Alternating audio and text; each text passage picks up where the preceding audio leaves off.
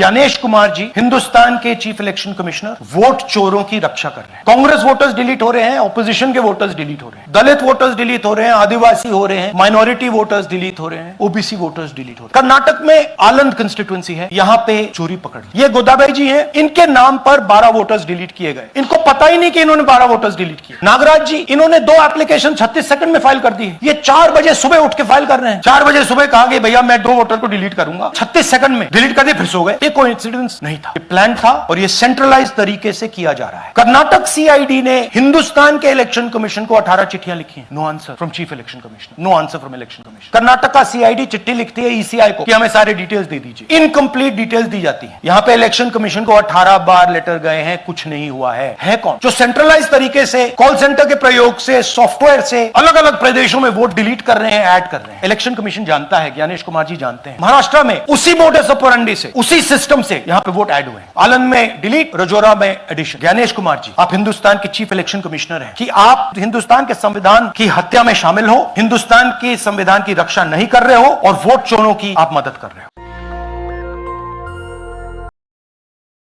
देखिए, ये H bomb तो नहीं है, एच बॉम्ब आ रहा है, हाइड्रोजन बॉम्ब आ रहा है। ये एक और उदाहरण है वोट चोरी का। पिछली बार मैंने आपको एडिशंस के बारे में बताया था, ये हम आपको डिलीशंस के बारे में दिखा रहे हैं और सबूत के साथ हम आपको दिखाएंगे कि ये जो डिलीशंस हुए हैं ये सेंट्रलाइज तरीके से कॉल सेंटर के प्रयोग करके, सॉफ्टवेयर के प्रयोग करके किए गए हैं।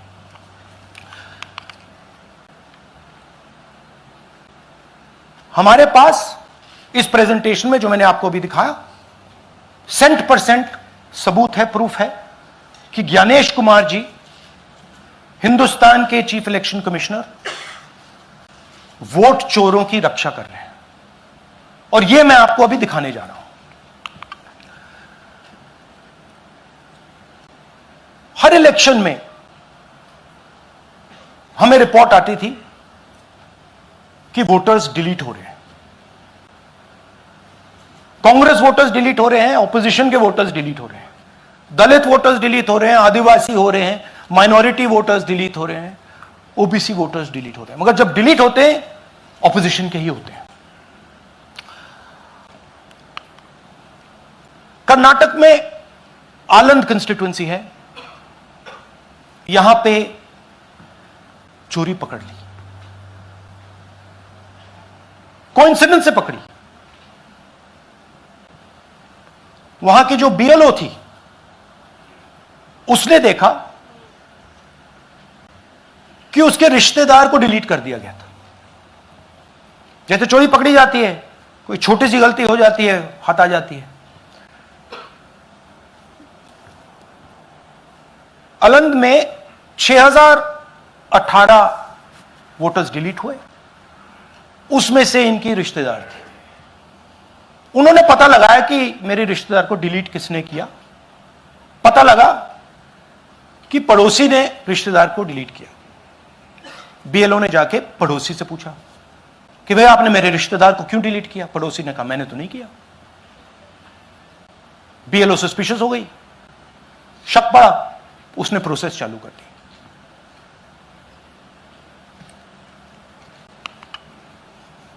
पता क्या लगा कि कोई ना कोई, किसी ने आलंद में वोटर डिलीशन सिस्टमैटिकली ऑर्गेनाइज तरीके से, सेंट्रलाइज तरीके से किया। हमें यह नहीं मालूम कि आलंद में कितने वोटर डिलीट हुए, क्योंकि इससे बहुत ज्यादा हो सकते हैं। 6000, तकरीबन 6000 पकड़े गए, उस पर इन्वेस्टिगेशन हो गया। क्या पता लगा कि फाइलिंग ऑटोमेटिकली ऑनलाइन हो रही है। मोबाइल नंबर्स कर्नाटक के नहीं यूज हो रहे, मोबाइल नंबर्स दूसरी स्टेट्स के यूज हो रहे हैं। इनफैक्ट कर्नाटक के नंबर थे ही नहीं उसमें। मतलब आप दिल्ली में बैठे डिलीट कर रहे हो, आपका नंबर तमिलनाडु का है। आप गुड़गांव में डिलीट कर रहे हो, आपका नंबर झारखंड का है। और जब हम चेक कर रहे हैं कि भैया आपका नंबर है, तो आपका नंबर है ही नहीं, किसी और का नंबर है। और टारगेट करके कांग्रेस वोटर्स को डिलीट किया गया। ये गोदाबाई जी हैं, इनके नाम पर 12 वोटर्स डिलीट किए गए। इनको मालूम ही नहीं, इनको पता ही नहीं कि इन्होंने 12 वोटर्स डिलीट किए। दिखाइए जरा। ಇಲೆಕ್ಷನ್ ಟೈಮ್ ಈಗ ये इनका वीडियो है। ನಾ ಅರ್ಜಿ ಹಾಕಿಲ್ಲ, ನನಗೆ ಅದಕ್ಕೆ ಸಂಬಂಧ ಇಲ್ಲ, ಅದು ಯಾರು ಹೊಟ್ಟಿ ಕಿಚ್ಚಿಗೆ ಯಾರು ಏನ ಹಾಕ್ಯಾರ ಅನ್ನೋದು ನನಗೆ ಗೊತ್ತಾಗಿಲ್ಲ। तो इनको आइडिया नहीं है कि इन्होंने वोटर्स डिलीट कर दिए।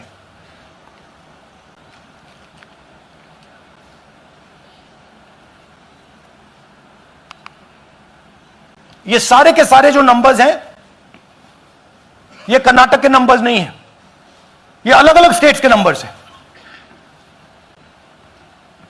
और इन नंबर्स को आप फोन करके देखिए, रिप्लाई नहीं आता है।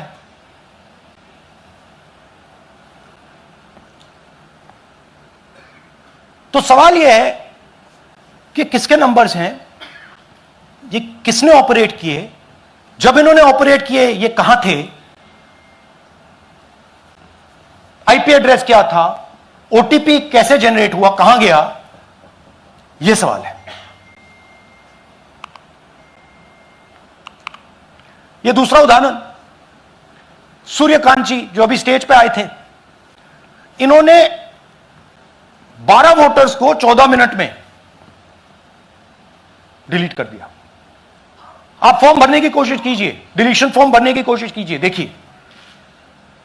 और जब हमने इनसे पूछा कि भैया आपने ये कैसे किया, वो कहते हैं मैंने तो नहीं किया, मैं तो जानता ही नहीं हूं।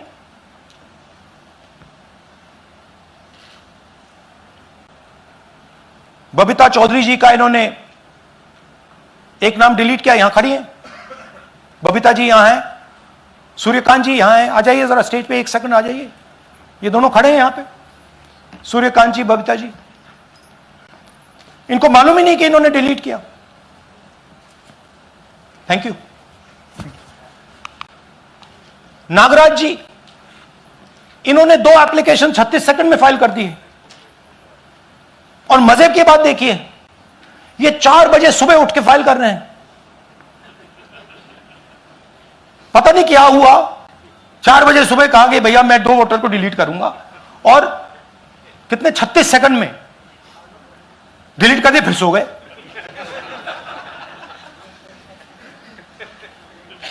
हमारी माइंड में पहले सवाल था कि क्या इलेक्शन कमीशन भी सो रहा है, मगर नहीं, सोया कोई नहीं है, जगे हुए हैं, सिस्टमैटिकली मदद हो रही है।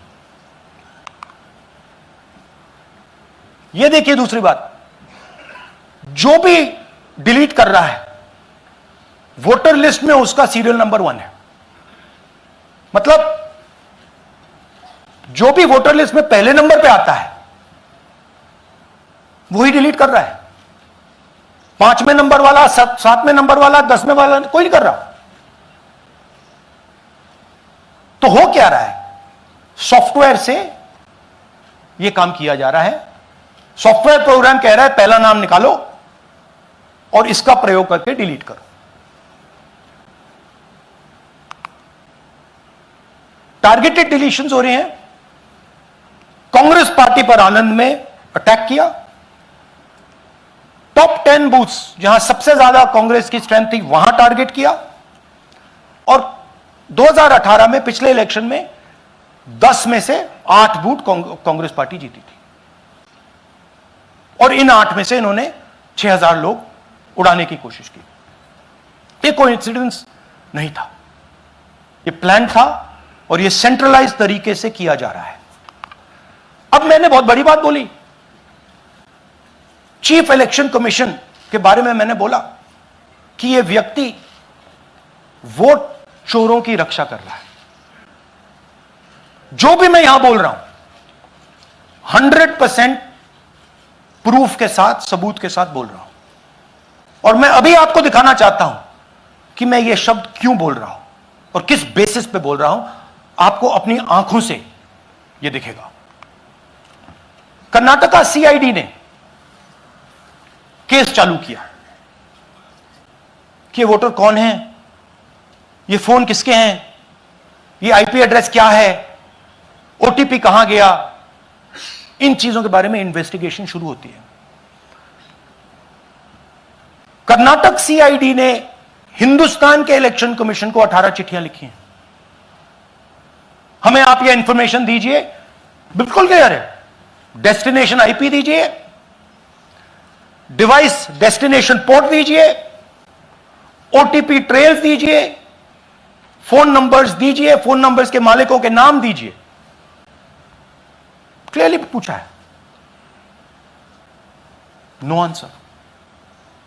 18 चिट्ठी CID Karnataka, no answer from chief election commissioner, no answer from election commission. Timeline देखिए,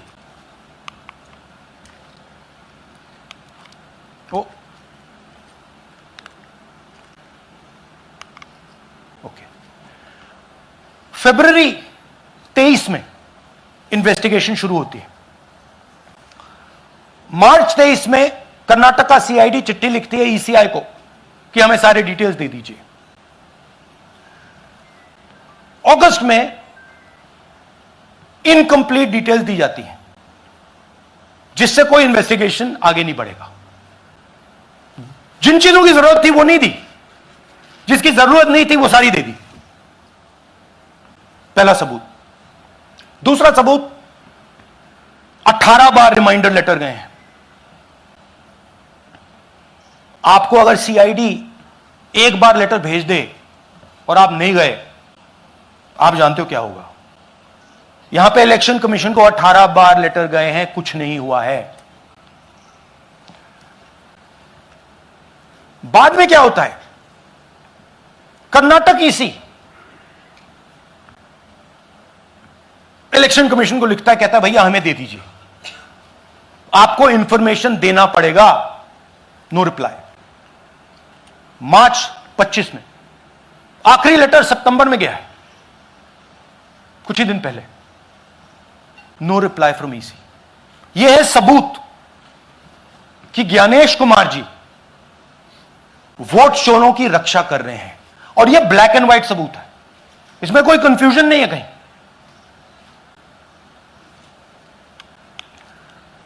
तो सवाल उठता है, यह है कौन जो सेंट्रलाइज तरीके से कॉल सेंटर के प्रयोग से, सॉफ्टवेयर से अलग अलग प्रदेशों में वोट डिलीट कर रहे हैं, ऐड कर रहे हैं। इलेक्शन कमीशन जानता है, ज्ञानेश कुमार जी जानते हैं। अच्छा, ये सिर्फ आनंद में नहीं हुआ, ये अलग अलग कंस्टिट्यूएंसीज में हुआ है। आनंद में लीगल प्रोसेस चालू हो गई, पकड़ लिया। यहां महाराष्ट्र में उसी मोडस ऑपरेंडी से, उसी सिस्टम से यहां पे वोट ऐड हुए हैं। आनंद में डिलीट, रजौरा में एडिशन। आपको याद होगा पिछले प्रेजेंटेशन में मैंने आपको नाम दिखाए थे, ये देखिए वही नाम यहां है। वही सिस्टम महाराष्ट्र में चल रहा है जो कर्नाटक में चल रहा था। नाम वैसे ही है, जेडब्ल्यू जेडब्ल्यू जेडब्ल्यू, पता वैसा है, जेडब्ल्यू जेडब्ल्यू, नाम यू ऐसे किसी ने टाइप करके लगा दिया। तो जो ये काम कर रहा है, ये उत्तर प्रदेश में, हरियाणा में, बिहार में, कर्नाटक में, महाराष्ट्र में वही कर रहा है।